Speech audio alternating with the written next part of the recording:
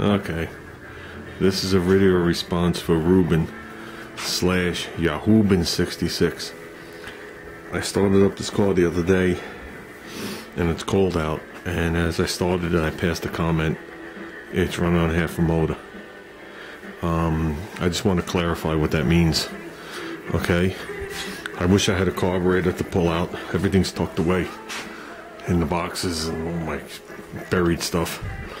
But basically on this car, okay, I got two Holley double pumpers on here. Okay, whoops, let me move my thing here out of the way.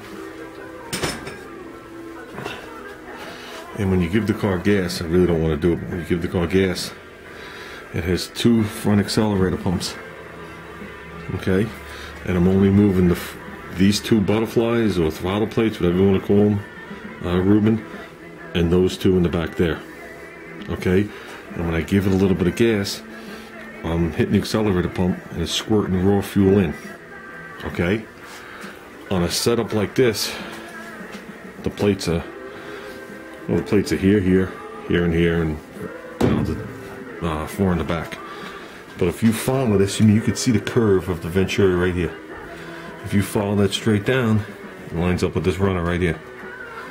So when I give this thing a little bit of gas to fire it, all the gas that I'm squeezing in is going straight down into the first, into the right bank cylinders. I want to get it right. Okay? And Ruben, you got me doing this with a dirty motor, so feel honored. So I hit the accelerator pedal. The accelerator pump operates on this carburetor and this carburetor. Squirts down this Venturi, this Venturi, this Venturi, this Venturi. Goes down this runner, and the other runners. Right through the plenum. Never goes into the other runners, because they're not in line with it. Okay, there's the other runners. If I pushed it all the way down, then my secondary accelerated pumps, I don't know if you can be able to see that one, would come on. So if I whaled this to the floor, all 8 cylinders would get fuel. But there'd be so much fuel in there that when, well, whatever the next cylinder is that came up for compression, you can't compress a liquid to a point, but you can compress a liquid. It'll hydrolock, and what could happen is you could bend a rod, which I've done. You can gall the living shit out of the upper part of the bearing shell, which I have. And I bent the rod so bad that when it came up, it hydrolocked. It crushed the rod down.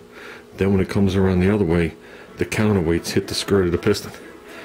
So not only did it have a performance problem, but you hear this knocking sound, you're like, what is that? And it's actually the counterweights hitting the bottom of the piston. So when I get in this car and I start this car, first of all, in cold weather conditions like we're in now, air is more dense, you need more fuel to fire it. You're looking for the whatever ratio it is to fire this thing up. I mean, an ideal ratio is, they say, 14.7 to 1. When you got this baby to the floor, you're looking for like 12 to 1, which is 12 parts air to 1 part fuel. Okay?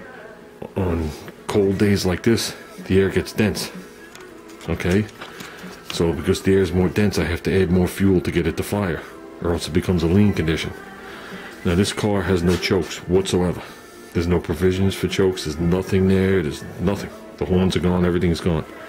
So I can't just say closed choke, crank it, and that'll keep the same amount of air coming in but increase the fuel to get the ratio right for it to fire. I can't do that.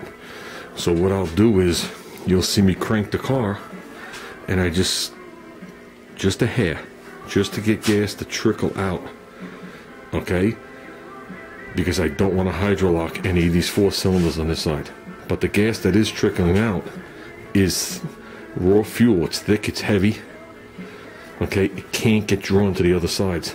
Not with the cranking, or not with the low pressure that the cylinder is causing to draw the fuel in.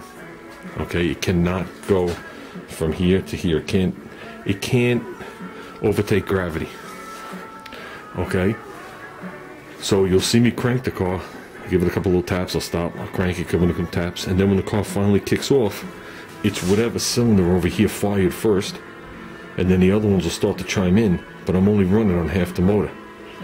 Okay, I'm still trying to keep the car running on these 4 cylinders, because every time I touch the gas, the raw fuel is going to go right into these cylinders, and still nothing's going to go over here. When it's warm out, okay, the gas atomizes easier. Okay, vaporizes, atomizes, whatever word you want to use. It's like spilling it on the floor. You see the, like when you put fuel in your tank, you see the vapor coming out of the filler neck. It does that easier in warmer weather than it does in colder weather. Plus, it doesn't require as much fuel to start it up when it's warm for multiple reasons. One, the air is wider, more spread apart. So if I put more fuel in there, I'll just over-richen it. The pistons are fitting in there better. I have a little more draw coming in, or a little more vacuum. I have a little more compression because this, you know what I mean, the pistons are fitting better, the rings are fitting better.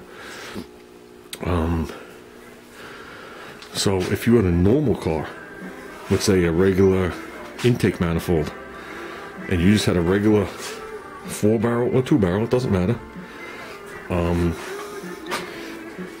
Say this is it on my hand. I'm gonna get a carburetor. I'm gonna find the carburetor. I think I got a 2-barrel in here. Okay, this is all I could find. I'm sorry. There's a 1-barrel. But just take this and picture another one right next to it.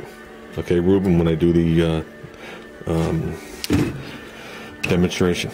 So you have it sitting like this. There's another one right next to it, even though it's 1 carburetor. It's still 2 Venturis, 2 accelerator pumps, 2 of those. Okay?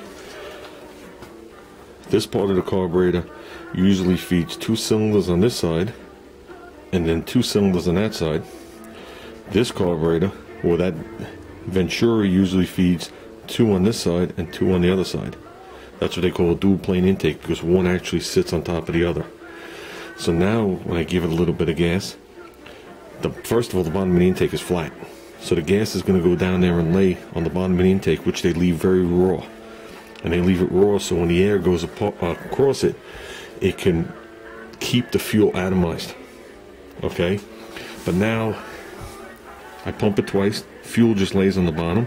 You go to crank it, the fuel that came out of this one is going to go down to those 4 cylinders.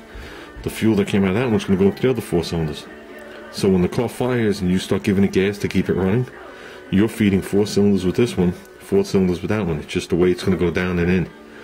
With mine, keeping it running, I'm still only feeding 4 cylinders, even though the intake is wide open. It's the fuel cannot come down and make that curve at that low speed. When the motor's running and it's idling at 1800, okay, there's enough what they call signal or draw for the fuel to actually work its way over to the other side. That's another reason why I have the spacers in there, besides the different style carburetors. That's what the plenum does. The plenum allows it to make that turn that way and that way, whatever's required. I don't know if that helps or doesn't help. If I had a intake manifold here in a regular carburetor, which I don't have one sitting here, I could really explain it to you. But that's why engines that run a tunnel ram, especially a radical motor or a radical cam, that don't have too much vacuum to begin with, they're a little tricky, and you have to know what you have. You just can't have anybody get in this car just start pumping the living crap out of it, because you will bend a rod or destroy something. So